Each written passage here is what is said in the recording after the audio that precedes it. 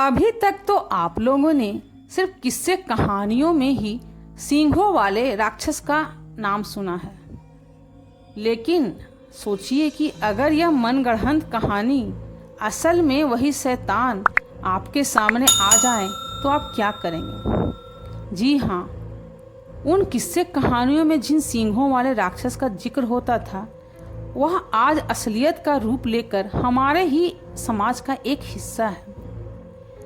यह कहानी बिहार के सलेमपुर गांव में रहने वाले एक 60 वर्षीय बुजुर्ग जगदीश कापरी की कहानी है, जिनके सिर पर अचानक सींग उगने लगे।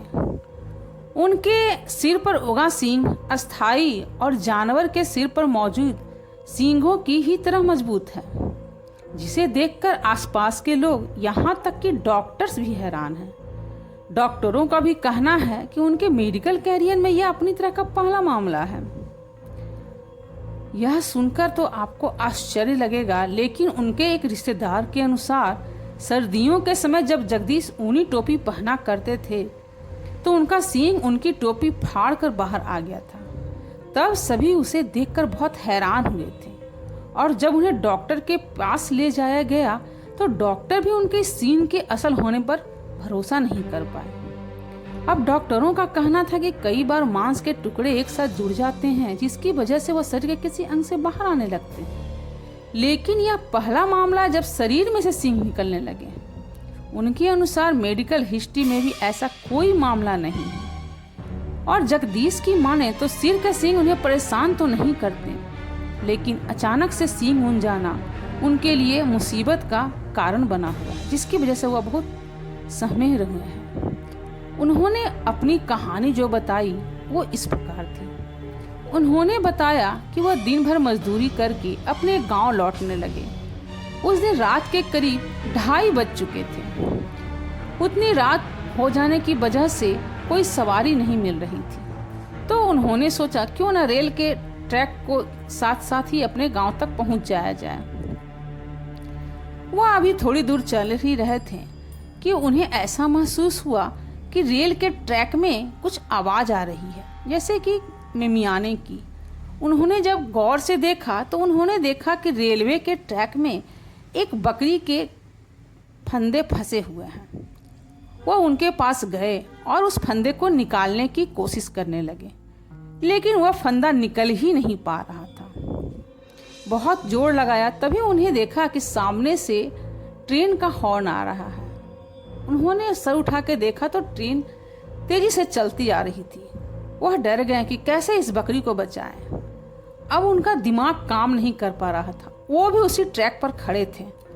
उन्हें सूझा नहीं कि अब उन्हें ट्रैक पर से हट जाना चाहिए, लेकिन यह क्या, उन्हें एक जोरदार धक्का लगा और वह ट्रैक से बाहर गिर गए और ट्रेन सर पर दौड़ती हुई भागी चली गई। जब उन्हें होश आया तो उन्होंने देखा कि सामने करीब 10 से 11 वर्ष की एक बच्ची उनके सामने खड़ी है और बकरी के गले में जो फंदे हैं उसको उसने पकड़ रखा है और उसे वह जोर जोर से डांट रही है।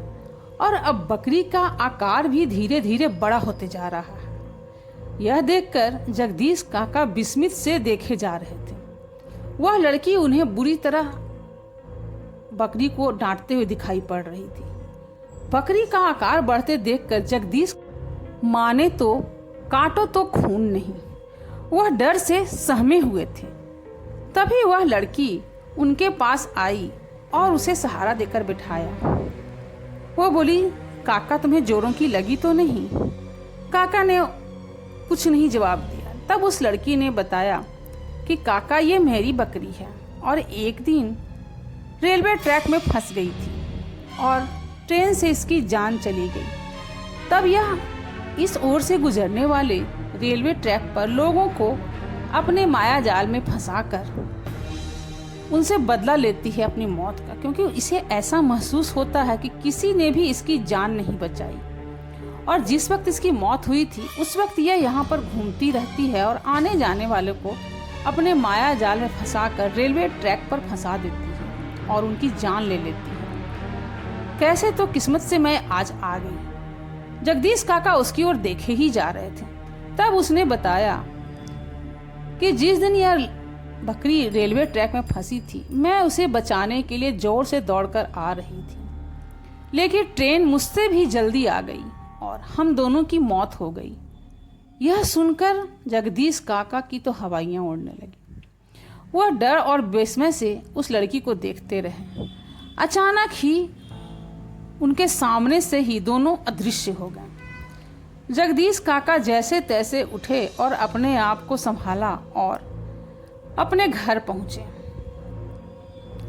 लेकिन आज भी उनका डर उनका पीछा नहीं छोड़ रहा है और उनका यही कहना है कि चाहे लोग जो बोलें, लेकिन मैं यह जानता हूँ कि वो बकरी जो है मेरी जान नहीं ले पाई।